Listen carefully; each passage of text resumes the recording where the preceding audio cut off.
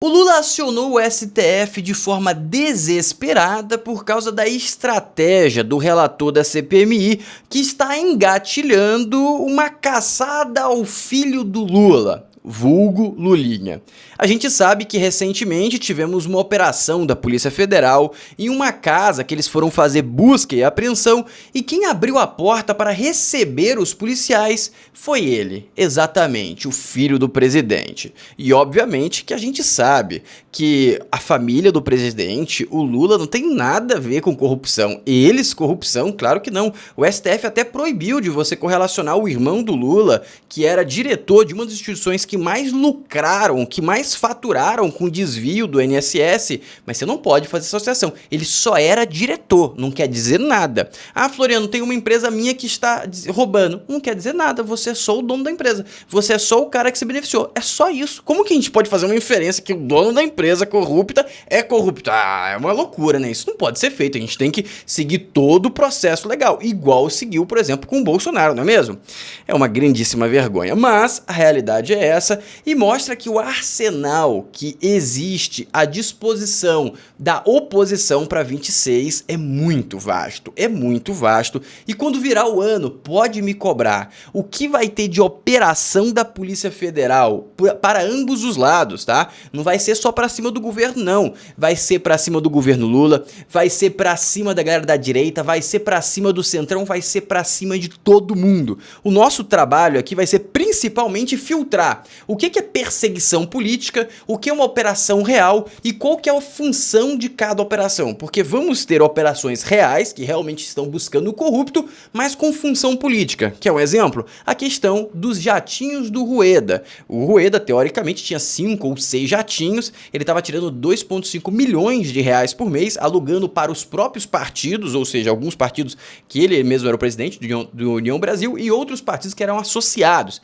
Esse era um esquema que a Polícia Federal foi investigar para descobrir de onde veio o dinheiro que ele utilizou para comprar esses jatinhos e se também é legal ele usar a própria empresa para alugar os jatos para o próprio partido, ou seja, é um negócio ali que vale a pena ser investigado. Mas, Floriano, essa investigação tem uma função política? Obviamente que tem, ele quer apertar o Centrão, porque o Centrão estava desembarcando do governo Lula. Também temos a operação do INSS, que está investigando várias fraudes. É uma investigação válida? Sim. Tem função política? Com certeza. E também temos operações como, por exemplo, o cara que xingou o Moraes no aeroporto de Roma e no dia seguinte teve uma busca e apreensão. É uma operação justa? Não. É perseguição política? Sim, apenas isso. Porque você não pode, eu xingo alguém e venho fazer uma busca e apreensão. Não, ele pode pegar e me processar por calúnia, por qualquer outra coisa. Mas invadir a minha casa porque eu xinguei alguém? Então a gente tem várias coisas muito estranhas acontecendo no Brasil. Mas a minha provocação é que agora tá chegando no talo. A gente teve o Gilmar Mendes, agora teve um desdobramento da questão do Gilmar Mendes. Gilmar Mendes praticamente blindou o STF para ninguém poder impeachment. Fica impossível. Criou realmente um local de deuses no Brasil e uma ditadura da toga oficializada. Mas, como era se de esperar, o Alcolumbre não deixou barato, pegou e fez discurso. Temos que saber se esse discurso vai se tangibilizar na realidade ou não. Outro ponto são as falas do Moraes. O Moraes falou que a justiça brasileira, que o judiciário brasileiro é o mais forte do mundo e ninguém tem peito para parar na frente. E eles vão dar até uma aula nos Estados Unidos de como ter um judiciário. Obviamente que essa parte é brincadeira, mas é uma grande vergonha ele falar um troço desse. Outro ponto é um questionamento sobre o desemprego brasileiro. Os dados estão caindo, mas tem algumas coisas muito estranhas. E também agora descobriram, a Polícia Federal fez mais uma operação e descobriu um túnel virtual que desviou 143 milhões do INSS. É, meus amigos, os aposentados do Brasil estão sendo saqueados. A BIM, a Polícia Federal, fizeram um alerta para o Lula sobre operações dos Estados Unidos e também a cereja do bolo. Então vamos ter duas cerejas de bolo nesse vídeo. A gente vai ter o caso do filho do Lula e também a evolução da greve. A promessa do que vai acontecer amanhã é o início de uma catacumba. Como assim, Floriano? Parece que vai ser gigantesco. Tudo indica que o Brasil realmente vai parar conjuntamente com o agro. Floriano, é certeza disso? Não, eu só acredito vendo, mas eu vou te mostrar aqui alguns pontos que eu estou otimista. Eu estou otimista que vai causar pressão e pelo que tudo indica, o Gilmar Mendes fez essa jogada do impeachment antes da greve geral, porque essa greve geral poderia pressionar os senadores a acelerar a questão do impeachment. Mas eu acredito que vai acontecer exatamente o contrário, vai ter mais apoio popular para impeachment no STF após essa decisão do Gilmar Mendes, se a gente conjugar principalmente com a questão do Master, que está gerando muita revolta e está virando piada na internet, com vídeos viralizando, e basicamente fica cada vez mais claro que o STF brasileiro possui um lado. Dito isso, vamos começar com o pé direito. Eu tenho que te convidar, te obrigar a curtir o vídeo. Amigos, todo mundo que não gosta do Lula vai curtir. Se você não curtiu o vídeo é porque você gosta do Lula e você fez o 13 e é culpa sua que o Brasil tá nesse buraco. Então curte o vídeo se você não fez o 13 nas últimas eleições. Então faça o seu papel que eu tô fazendo o meu aqui de informar o Brasil. Dito isso, vamos pro próximo. Se inscreve no canal e ativa o sininho. Clica em se inscrever, vê se você está inscrito em todos os canais, se inscreve em todos os canais que estão Floriano Invest, porque eu tenho certeza que eu vou te informar e você vai ficar mais inteligente. E também ativa o sininho para o YouTube te entregar os vídeos, porque nem sempre ele entrega. Dito isso, o dolinha tá 5,31. Eu vou acelerar até aqui a questão do e-book, porque falta apenas 4 dias para eu lançar as aulas dentro do e-book. Quando você compra o e-book, você tem acesso a essa plataforma. Dentro dessa plataforma eu vou liberar aulas em breve. O preço do e-book custa apenas R$ 49,00, e quando eu liberar as aulas dentro da plataforma daqui a 4 dias, você vai ter que pagar muito mais caro, ou seja, adquire agora para você aprender a investir em dólar do zero. Eu te ensino a converter o real para dólar e do dólar a investimentos americanos e internacionais, perfeito? E vamos começar agora com o pé direito, meus queridos. Lembrando que o link do e-book está na descrição e também fixado no primeiro comentário. Não perca esta oportunidade, está muito barato. Eu quero começar aqui dando uma dica para todo o público masculino.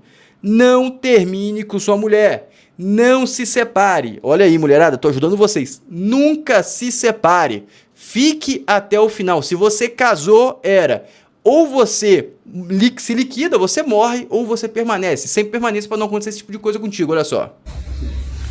Ex-mulher denuncia líder do crime e PF desmantela fraude de importados. Polícia Federal e a Receita Federal deflagraram na manhã desta quarta-feira a Operação Uruches, Uchores, sei lá, uma ação conjunta contra uma organização criminosa transnacional especializada em contrabando, descaminho, lavagem de dinheiro e irregularidades no sistema financeiro. O grupo teria movimentado ao menos 40 milhões de reais. As mercadorias eram distribuídas em todo o território nacional, tanto por meio de marketplace quanto por lojas físicas de Campo Grande. Segundo a Polícia Federal, o grupo fraudava importações de eletrônicos, acessórios, entre outros itens de alto valor em grande volume.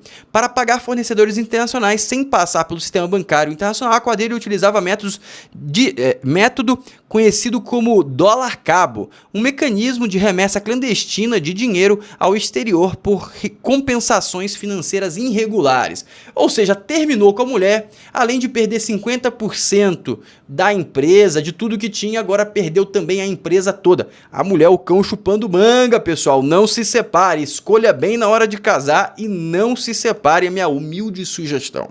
Agora eu vou trazer um negócio que é cômico. Eu já mostrei isso, uma parte disso, no outro vídeo, no vídeo anterior, mas eu vou mostrar agora porque tem mais detalhes que é mais engraçado ainda.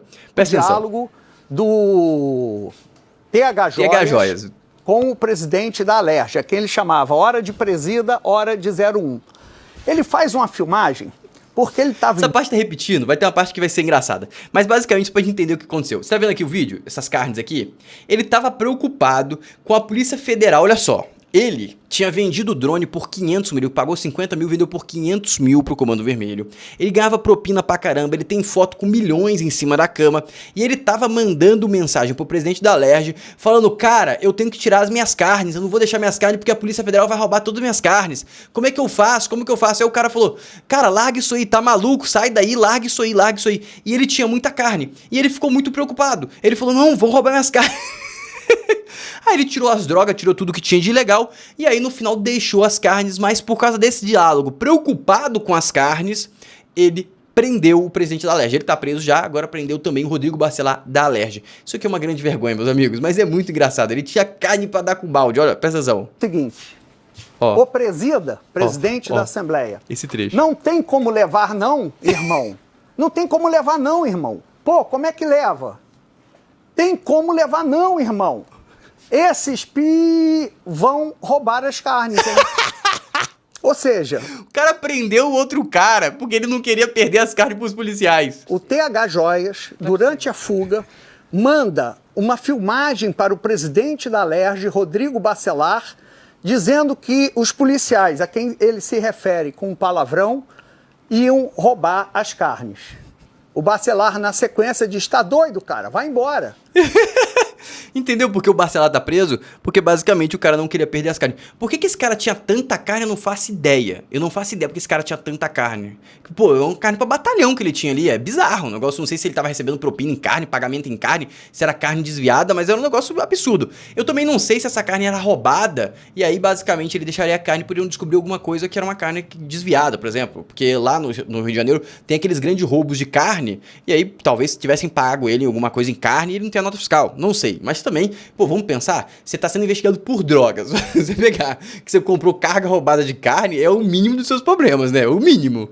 Seguindo agora, quero trazer uma provocação pra vocês. Ruim, mas provocação relevante.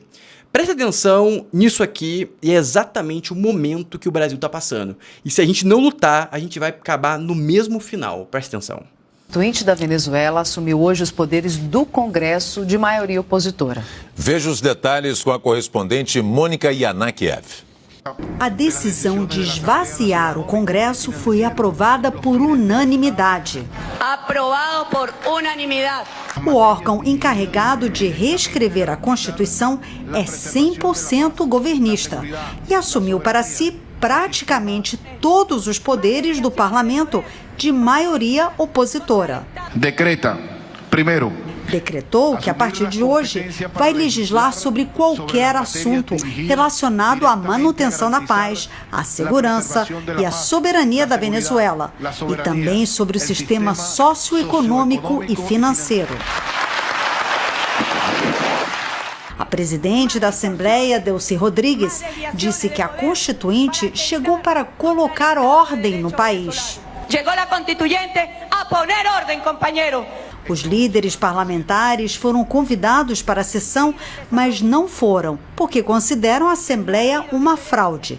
Eles acusam o presidente Nicolás Maduro de propor uma reforma constitucional como pretexto para calar a dissidência.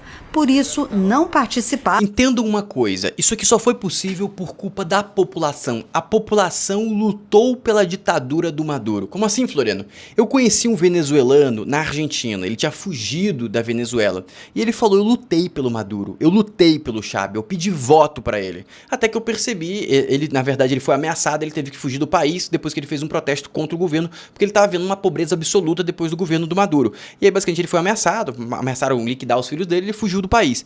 Mas a população lutou. Ele teve muito apoio para chegar nesse ponto aqui. Então isso é uma grande barreira pro Lula fazer isso no país. Ele não tem tanto apoio. Mas se a gente ficar calado pro avanço do STF, vai chegar a nossa vez. A gente vai virar uma Venezuela. Eu garanto isso. Eu garanto que a gente vai virar uma Venezuela. Então a greve que tá vindo agora é uma grande oportunidade que a gente tem para colocar uma linha falando assim: STF, acabou. Você não tem mais autoridade para explorar o brasileiro, para matar os outros contrapesos da democracia, para liquidar a Constituição. Temos que ver se vamos conseguir ter uma união ou não. Vou trazer vários vídeos onde você vai conseguir entender o cenário. Mas caso você ainda não esteja percebendo a ditadura do STF, eu trouxe um vídeo do Moraes para fazer você refletir. Mas se nós formos às redes sociais, é inegável a tentativa de deslegitimar o Poder Judiciário. Não foi só em relação à Justiça Eleitoral, é em relação a todo o Poder Judiciário. E isso não só no Brasil, isso no mundo todo. Mas por que no Brasil isso foi mais forte? Porque o Poder Judiciário no Brasil é mais forte. Não há no mundo um Poder Judiciário tão forte quanto o Poder Judiciário no Brasil. Ou seja, a força do Poder Judiciário fez com que... Ele tá perdendo completamente a linha, ele tem uma confiança tão grande que ele não tá nem ligando para o que ele fala. Que é coisa mais autoritária do que essas falas?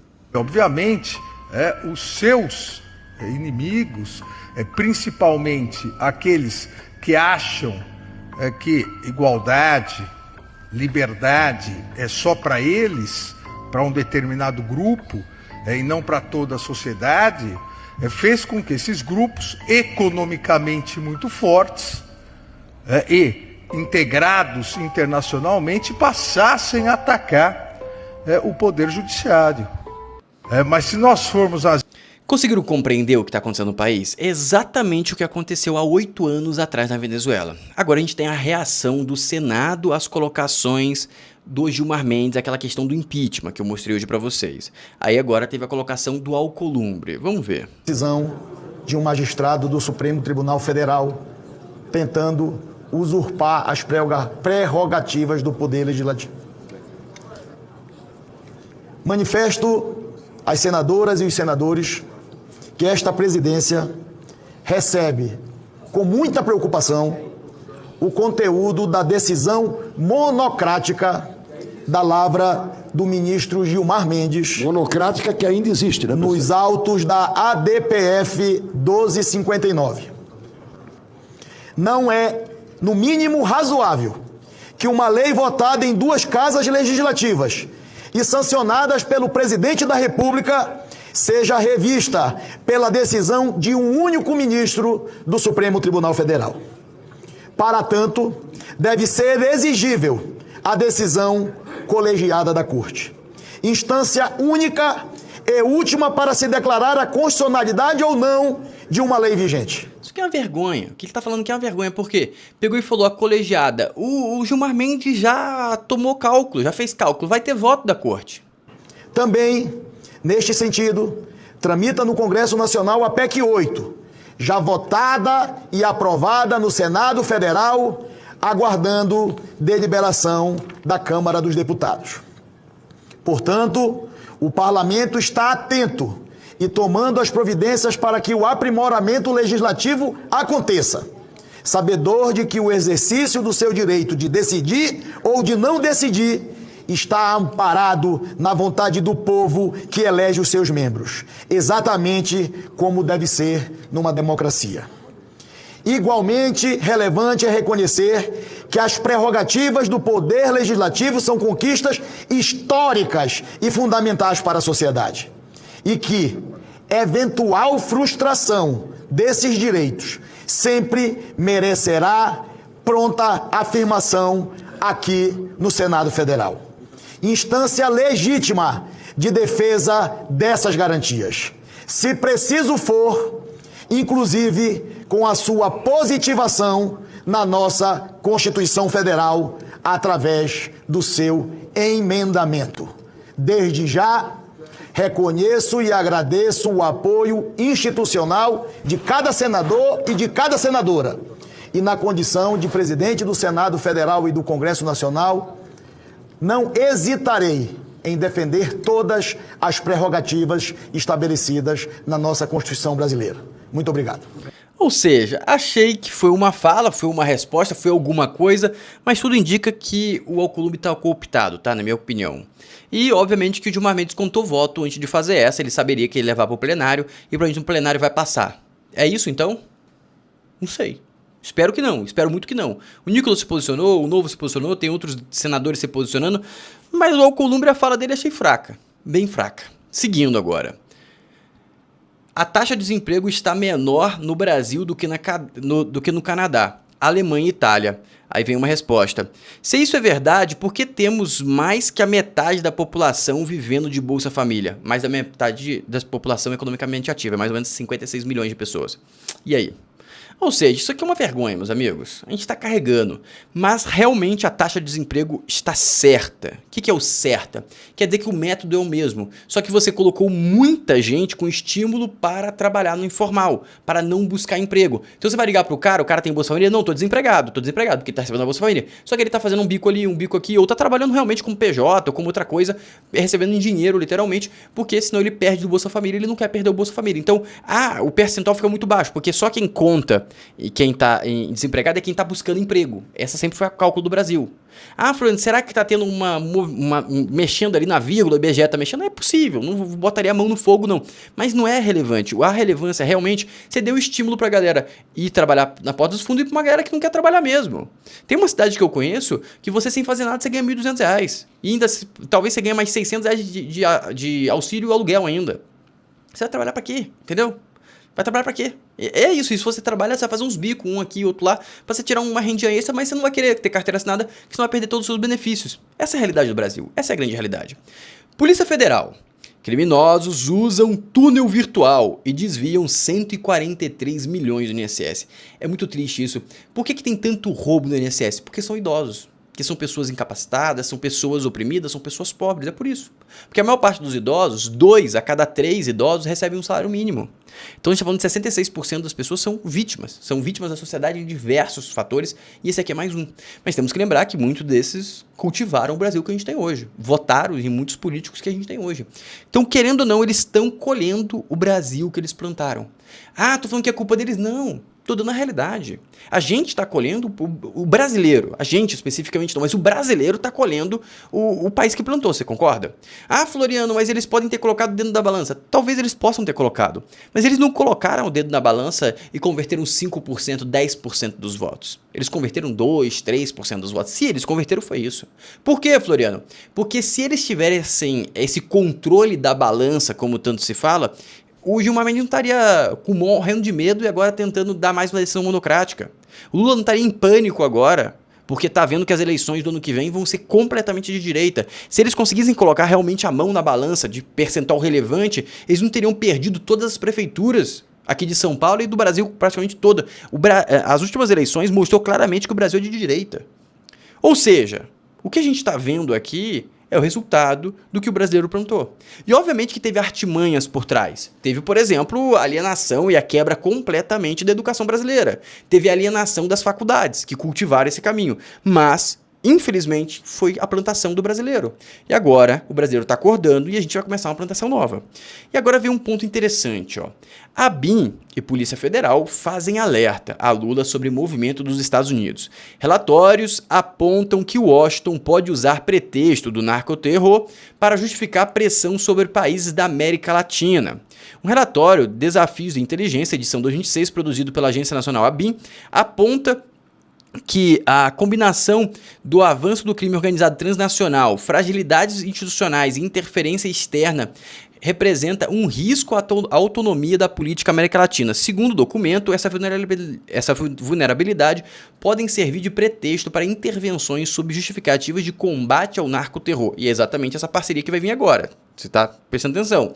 Foi anunciada pelo Lula, junto com os Estados Unidos. A BIM tem como principal atribuição assessorar o presidente da República com informações estratégicas para auxiliar o chefe do executivo na tomada de decisão. Para isso, analisa questões como segurança de fronteiras, narco e tudo mais. Qual que é o objetivo desse relatório? Isso aqui é para chancelar o Lula, para se ele desistir de fazer uma parceria com os Estados Unidos e pressionar os Estados Unidos caso eles vão para cima da Venezuela. Essa é a grande realidade desse relatório. Perfeito, a gente fechou essa parte, agora a gente vai para a cereja do bolo. A primeira cereja do bolo, que é a questão da greve. Isso aqui vai ser decisivo para o futuro do Brasil. Presta atenção nessas colocações primeiro e depois vou colocar uma pessimista, uma neutra e uma positiva. Essa aqui é muito positiva, mas vocês vão ver, presta atenção. Nunca vi uma greve do agro, nunca vi, vamos ver. Vivemos para ver uma greve do agro, não é? Eles estão dizendo que não sai mais nem um saco de soja, nem um saco de feijão, nem um saco de trigo, não sai mais leite, não sai mais gado do sítio, né? Não sai mais nada dos grandes produtores. Vão parar todos de vender tudo que você come no mercado e na sua casa. Leite, gado, feijão, arroz, soja, milho. Eles vão parar tudo a partir de domingo, tá? Tudo a partir de domingo. ok? Escute isso aqui que eu vou falar pra você. Porque tem gente que tá fazendo chacota, tem gente que tá, ai, não para não. O vento, como diz meu irmão, mas não derruba ninguém, né? Sentado atrás do computador na tua casa e você tá cheio de críticas aí a fazer, né? Infelizmente, isso aí é a maioria das pessoas. Não deveria, né? E como o agro vai parar, não vai ter fretes, a maioria dos fretes, algumas cooperativas gigantescas, né, que mandam seus fretes para os portos, não estão mais enviando cargas, já começou hoje, já vai começar hoje aí, e estão dizendo que há um grupo, escute isso aí, de senadores ávidos por um movimento social para gerar uma grande surpresa para a nação. Que talvez você ainda não tenha prestado atenção nesse movimento que aconteceu hoje, né? Movimento que aconteceu hoje, político, né? Onde saiu um documento aí, né? Dizendo que o Senado não pode fazer impeachment, que não pode, que é só a Procuradoria-Geral. Talvez você não tenha percebido isso, mas se você tem mais de 2 neurônios, você já está percebendo que já há um movimento, não é político, por trás dessa movimentação de greve, de coisa toda aí, que tá... Eu não sei o que isso aqui é verdade, tá? Não sei se vai ter alguma coisa, se é teoria da conspiração ou não. O que tem de fato é que vários indivíduos do agro estão se posicionando que vai ter greve realmente do agro. Na teoria, isso é uma realidade. A do caminhoneiro é bem realidade mesmo, fizeram a protocolação junto com o Sebastião Coelho e tudo mais. Mas aí tem um racha no caminhoneiro com esse discurso aqui, ó. Tem esse discurso aqui, ó, presta atenção. Então, dia 4 vai rolar a greve geral dos caminhoneiros porque a liderança decidiu. Mas quem que é essa liderança? O que vocês fizeram por mim? Onde vocês estavam quando eu precisei, gente? Eu não faço ideia. É sindicato? Porque eu tenho 10 anos de caminhão. De uma coisa eu sei, eu tenho conta pra caramba pra pagar. Aí quais são as pautas? Nós vamos parar por quê? É preço do frete, é preço do diesel, é a humilhação que a gente passa nos embarcadores, ou é questão política? Porque se for questão política, que parem todos os setores. E aí a gente não vai ter carga para transportar e a gente vai parar também. Porque nós vamos servir como boi de piranha outra vez, igual em 2018, somos todos caminhoneiros. Aí um mês depois, essas mesmas pessoas chamando a gente de drogado, falando que a gente não tem responsabilidade, sendo que durante a pandemia os índices de acidente diminuíram drasticamente porque os automóveis de passeio estavam em casa. Aí o seguinte, o que e por que nós vamos parar? Vamos servir de boi de piranha de novo, para tomar esculacho da PRF na beira da pista e multas absurdas? Porque hoje o caminhoneiro, quando vê um PRF na pista, ao invés dele se sentir acolhido, dele se sentir tranquilo e protegido, ele fica tenso. Mesmo ele estando certinho, mesmo ele andando certinho. Mas e aí, meu querido? E aí você não vai fazer nada sobre isso? Você não quer participar? Mas esse aqui é um discurso que tá tomando, que tá tendo amplitude. Vários caminhoneiros estão relatando esse caminho.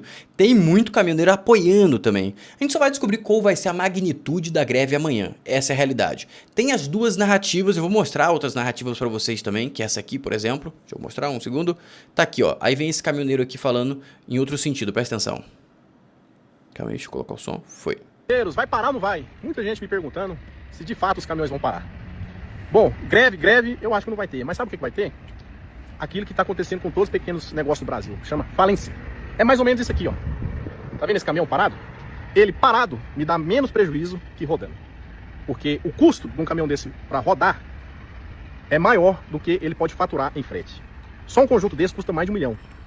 Então, para você pagar esse conjunto, ter lucro, fazer as manutenções em dia, pagar o motorista, as despesas, IPVA, esse tanto de imposto que tem aí, ele precisa faturar, por exemplo, acima de 200 mil por mês. Ele não está faturando nem 50, 60. Então, o que faz? Para. Ah, mas então por que você não vende? Se eu não tenho serviço para ele, quem vai comprar? Para colocar onde? Em qual serviço? É isso aqui. Muitos caminhoneiros amigos nossos vendeu seus caminhões e comprou Fiorino para fazer entrega de Mercado Livre, Shopee, comprou imóveis para alugar e abandonaram o serviço. Então, o que vai acontecer com o caminhoneiro é o que está acontecendo com vários negócio do Brasil. Está ficando inviável. O custo do Brasil é muito alto. Foi o que aconteceu com a Ford. A Ford tinha uma fábrica no Brasil, tinha prejuízo. Ela saiu, fechou a fábrica e começou só a importar os carros. Agora ela tem lucro. Isso significa, se você montar uma empresa lá na China e produzir lá... Ou seja, esse aqui é o outro discurso e temos agora a análise desse caminhoneiro aqui também. Presta atenção. Eu acho que dessa vez vai ser punk o negócio, galera. Vocês não têm ideia do que pode estar para acontecer. Hoje, dia 2 de dezembro, está sendo falado a semana inteira que o dia 4 vai ter uma paralisação nacional dos caminhoneiros. Mas eu vou falar uma coisa para vocês, meus amigos. O agronegócio está quebrado. E vocês adivinham o que vai acontecer nessa paralisação dos caminhoneiros? Os caminhoneiros vão parar pedindo melhorias, pedindo para que possamos nos aposentar com 25 anos de trabalho, pedindo que as dívidas sejam paralisadas, pedindo redução de imposto. E o agronegócio está quebrado justamente por causa disso, por alta carga tributária, o governo não libera dinheiro para fazer financiamento. E o agronegócio vai aderir juntamente com os caminhoneiros. Galera, eu já estou vendo empresários da cidade também aderindo isso daí. Rapaz, se acontecer igual no 17 e 18, no Brasil parar por torno de 10, 12, o governo não vai ter outra escolha. Ou ele pede renúncia ou quebra o país. Porque eu não estive fazendo um levantamento, hoje o governo arrecada cerca de 25 bilhões diariamente. Essas contas dele não tá certo não, então eu nem vou deixar rodar, mas a grande realidade é que isso aqui pode ser o início de uma onda. Se os caminhoneiros começarem a parar, falando de imposto, falando de coisas que tocam toda a população, é muito provável que bata de volta. E aí vai começar a passar tudo no balaio, vai passar a STF que está sendo ditadura, vai passar a rasga de Constituição, vai querer diminuição da máquina pública, roubo do INSS, má gestão dos Correios, tudo isso. Em paralelo a isso, você vai ter essa grande guerra, enquanto isso o Lula vai ter que lutar para a família dele ficar solta. Presta atenção nisso aqui. Também nessa quinta-feira, mas há um pedido de convocação de Lulinha, filho do presidente Lula. Não sei se eu entendi certo. Por que de Lulinha? Qual é a desconfiança, né? Enfim, a relação dele com essa história. E 2, como é que o governo, o senhor que está, né, há tantas semanas conduzindo esse processo junto com o presidente, como é que o governo costuma se articular nesse tipo, na CPMI do INSS? Olha, primeiro que nós estamos no decorrer de investigação. E nessa investigação ninguém pode ser poupado por ser filho, nem investigado por ser filho. No caso do filho do presidente da República, eu preferia não adentrar os detalhes, porque essa discussão irá ser feita amanhã.